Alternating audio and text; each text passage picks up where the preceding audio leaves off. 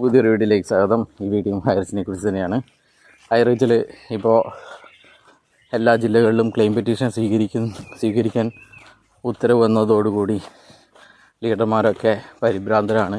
അതുപോലെ തന്നെ ഇപ്പോൾ ലീഡർമാർ ചെറിയ കുട്ടി നിക്ഷേപകരെ അല്ലെങ്കിൽ ചെറിയ കുട്ടി ലീഡർമാരെ ഇളക്കിയിട്ടാണ് ഇവർ കുത്തിത്തിരിപ്പ് ഉണ്ടാക്കുന്നത്.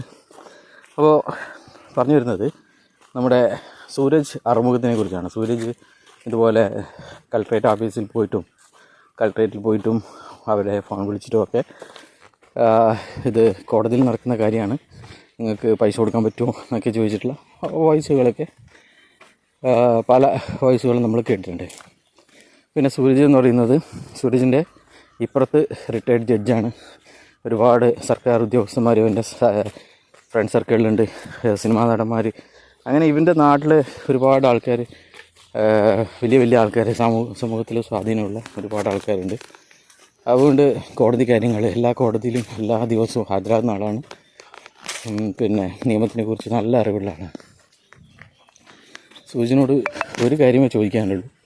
സൂരജെ, ഒരു private limited company mortgage capital bond ഇറക്കിയിട്ട് ജനങ്ങളിൽ നിന്ന് പണം സ്വരൂപിച്ചത് അത് നിയമലംഘനമാണോ എന്ന് നിൻ്റെ ഈ അപ്പുറത്ത് സർക്കാർ ഉദ്യോഗസ്ഥർ, ഇപ്പുറത്ത് സർക്കാർ ഉദ്യോഗസ്ഥർ, അപ്പുറം പോലീസ്, ഇപ്പുറം GST, അപ്പുറം ക്രൈംബ്രാഞ്ച്, ഇൻകം ടാക്സ്, അതിനുണ്ടല്ലോ, അതിലാരോടെങ്കിലും ഒന്ന് ചോദിച്ചിട്ട് ഇങ്ങനെ ഒരു പ്രൈവറ്റ് ലിമിറ്റഡ് കമ്പനിക്ക് 9,020 ബോണ്ട് ഇറക്കിയിട്ട് അവരെടുക്കുന്ന 451 കോടി രൂപ സമാഹരിക്കാൻ ഇന്ത്യയിലെ നിയമം അനുവദിക്കുന്നുണ്ടോ എന്ന്, അങ്ങനെ വാങ്ങിയാൽ തന്നെ അത് ബഡ്സിൻ്റെ പരിധിയിൽ വരില്ലേ എന്ന് ഒന്ന് അന്വേഷിച്ചിട്ട് പറയണമെന്നാണ് അപേക്ഷിക്കാനുള്ളത്. അപ്പോൾ ഞാനീ ചോദിച്ചത്, സൂരജിനെ പലവട്ടം വിളിച്ച് സൂരജ് ഫോൺ എടുക്കുന്നില്ല.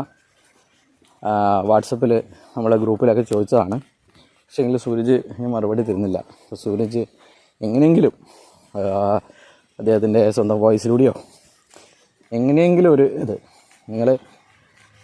ഇത് ബഡ്സ് ആക്ടിൻ്റെ പരിധിയിൽ വരുന്ന കാര്യമാണോ, അനധികൃത നിക്ഷേപമാണോ അത് എന്നാണ് ചോദിക്കാനുള്ളത്. സൂരജ് എന്തായാലും ഇതിന് മറുപടി തരുമെന്ന് പ്രതീക്ഷിക്കുന്നു. ബൈ.